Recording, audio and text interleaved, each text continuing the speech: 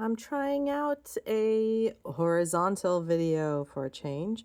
I am making a hoop and there will be no edits or speed ups in this video. So I have pre-cut a 5.5-inch piece of 26 gauge round copper wire for my joining wire.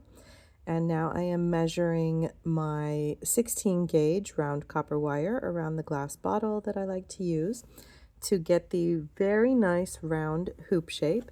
This bottle gives me a nice consistent 2-inch diameter hoop when I use it, so it is my favorite bottle to use at the moment.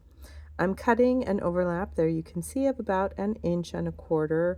It's not flat, so there would be some math involved to figure out exactly how much of an overlap I've made, but with the curve not accounted for, it's 1.25 inches.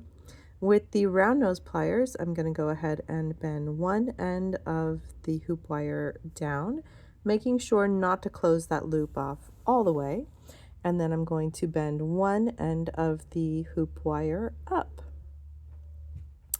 I leave that one open as well.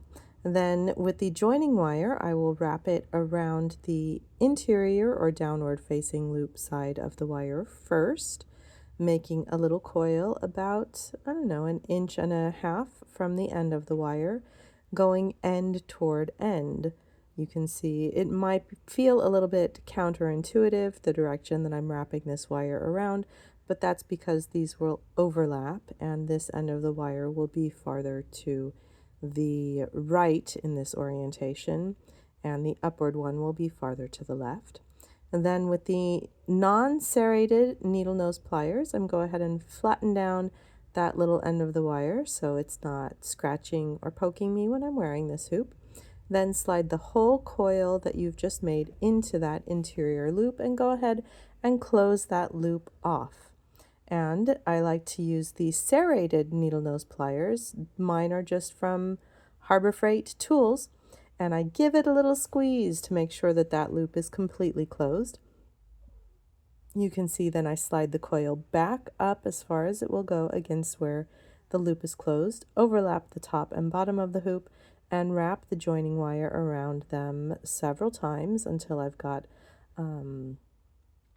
on this length of wire about another 1.5 inches remaining, depending on how long you've made your wire. Just wrap it around several times until it looks right. And I flipped the whole hoop around, so now the end that was to the right is to the left and the one that was to the left is to the right. And I'm just grabbing that other little end and wrapping it only around the upward facing loop.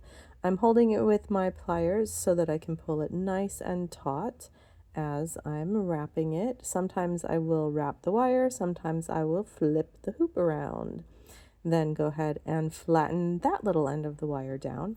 If you've made your joining wire too long, you can always trim it off. Nothing says you have to wrap the whole thing. Then with the round nose pliers, once again, close off that upward facing loop. Then I grab the pliers. Everyone wants to know, what are those? Those are nylon jaw pliers, and they just don't scratch the wire. So I can hold the wire in place, give it a little squeeze, check how round and symmetrical my hoop looks, and I'm pretty happy with it. So there is my horizontal oriented hoop. During the day too.